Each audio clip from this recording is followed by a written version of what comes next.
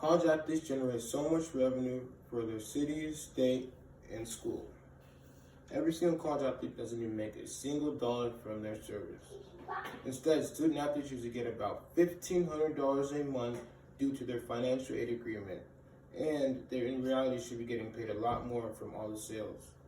I will be identifying why this is a problem, what causes to be a problem, and how we can fix this.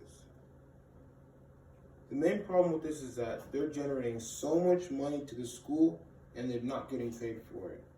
And the crazy thing is, college sports have been around for almost 200 years, since the late 1800s. And football, basketball, and baseball are what bring in the biggest crowds. With those crowds comes in a lot of money. But on the contrast, many people claim that if they did pay them, then they would have to pay taxes. But then students may not be ready to do all that. They may not be ready for that mentally at all either. So also, students who are not on scholarships will be immediately looked at to pay their loans and tuition. And that could potentially cause a conflict on your team, and you don't want problems within your team like that. Another problem is that the line between professional and amateur sports college can get blurred. Many students can become big-headed and lose focus of their goals and responsibilities of college.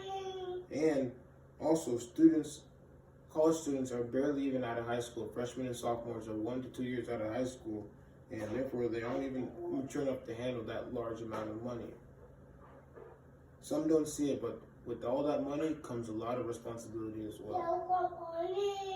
Many athletes are lured with numerous amounts of money opportunities. They are being targeted by huge companies with huge endorsement deals, and every student needs to be paid the same. And if some get paid than others, if some get paid higher than others, then that can also cause a problem right there, and that's not good. Many people are also voicing their opinions publicly. Many high-profile figures are arguing that they should also get paid. With that, many people speaking out, this is finally starting to raise awareness among athletes, coaches, and the college officials. One of those people who are raising awareness is Governor Newsom. He is all for this, and he believes students should get paid. He even recently signed a bill called the Fair Play to Pay Act, which it allows students to profit from their name and image. This is the first step to officially paying college students. If we can pay college athletes, then it can really decrease the amount of athletes jumping to the professionals. And as you know, many students jump from the freshman level, sophomore level, and the junior level, depending on which sport they play, to professional ranks. And that's pretty much a high school student going to play with physically grown men who are adults. These adults are also physically stronger and mentally stronger as well. It can just become real overwhelming, and it potentially ruins a lot of players' careers. When they jump early to the pros, also, most of them are not completing their degrees. And the whole reason to go to college is to benefit from a paid education if you're on scholarship. If you're not, it's still to benefit from your education and get your degree. College athletes put everything on the line: their physical health, their future careers, and the rest of their actual personal lives. Students sacrifice so much to college sports with all the official rules and proper etiquette while carrying themselves like professionals. But unlike professionals, they're not being paid properly like professionals get paid, and colleges are reaping huge benefits from them. Governor Newsom calls this a bankrupt model. The way to do this properly, in my opinion, would be to award every student a salary on a per game basis, because some games range from 15 to 20 games or 10 to 15 games, but there would be a pay scale. Nothing like professional money, but enough money to feel it's worth it for them, that they're really putting in all their effort and getting noticed for it.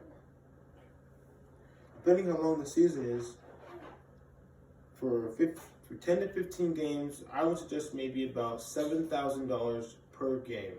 And for a schedule that's longer than that, it would decrease by maybe $2,000 for every 5 extra games.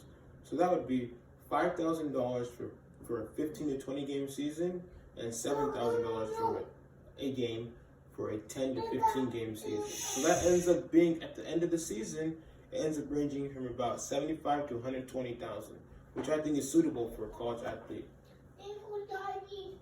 This would create a sense of financial awareness and give them a head start on their financial future, and also it can help them manage it. There are so many more benefits to doing this, and the benefits vary from person to person, but benefits outweigh the negatives in my opinion. The problem of not paying college athletes is that it can create emotionally unstable students, amongst many other things. The awareness people have spread has finally caused many high school officials to take a second look, and the solution to doing this is to simply pay the athletes. But I would suggest this not going over $125,000 per athlete a year. But instead of getting paid for their hard service that they provide, they merely get a financial aid settlement. Well, not financial aid settlement, but a financial aid agreement, which is only $1,500 a month, which mainly just goes to bills. These athletes put so much on the line, and a good percent of them get severely injured a lot of the times, and this potentially damages their professional future and hurts them in their personal lives for the rest of their lives at that too. Paying them for the proceeds that they directly bring in just seems like you're doing them a solid deal.